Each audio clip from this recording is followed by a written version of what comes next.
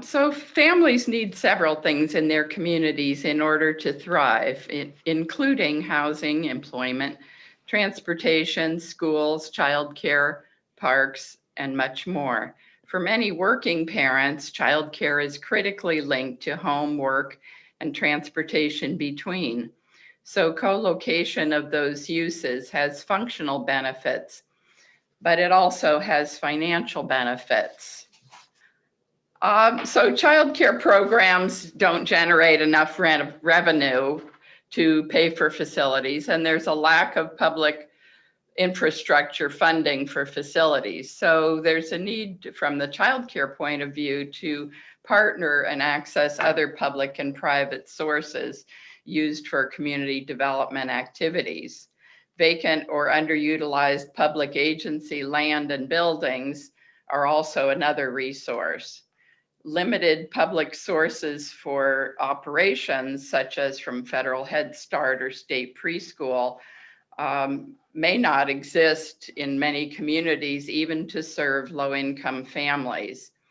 In California, the access to operational subsidies is not guaranteed when a facility is available in a low-income neighborhood. So when you think about the projects that Susan mentioned, the 3 to 4 year or more timeline, that makes it additionally difficult. So I'm going to also share some examples of co-location from around California. This small project is in a low-income neighborhood in Santa Cruz, and it incorporated various public and private uses. A larger transit-oriented affordable housing project at the Fruitvale BART station in Oakland also houses a large Head Start program, legal services center, a charter high school, a senior center, a branch library, a health clinic, and small retail spaces. This affordable apartment building in San Francisco includes a small center and 2 rental units for licensed family childcare homes. While family childcare homes are by law an allowable use in all residential properties in California, locating and designing them in a way that supports provision of care is ideal. It's not an easy model, though, for various reasons.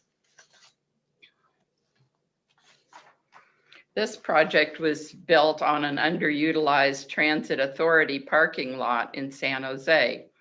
With 194 apartments, it also includes a community center, computer lab, and adjacent retail space. The child care center is a single-story building in the middle of the 2 to 3 story apartment complex. Childcare has also been built at transit stations or hubs. Many years ago, Los Angeles area's Metrolink system developed childcare facilities at several stations, including this one in Montclair. So some of the factors that contribute to the success of projects like this include, most importantly, the awareness and leadership of local officials and planners. Public and private partnerships are essential, and usually multiple funding sources are needed. Land use and other policy support, directing and redirecting resources such as land, buildings, and funding, and reducing requirements to enable facility development. I want to talk briefly about the importance of local leadership. Redwood City, with approximately 85,000 residents, has been a leader on childcare for a few decades, as you can see from this list. The level of awareness and commitment to childcare is high, and several facilities have been built or are in the pipeline. The development agreement negotiated a decade ago for Stanford's administrative campus expansion in Redwood City included an on-site childcare that opened last fall. This is Arroyo Green, a senior affordable housing project with about 8,000 square feet of childcare space on the ground floor. City land and funds contributed to the financing of this mid-pen housing development. It's under construction now to be completed next spring. Working with the space allocated for the center has been difficult, highlighting the importance of having a child care design expert involved from the beginning. This is one large mixed-use project in the pipeline in Redwood City that will provide a large child care facility for residents, office tenants, and community use. A similar project with an 8,000 square foot child care facility will go for Planning Commission approval next Tuesday.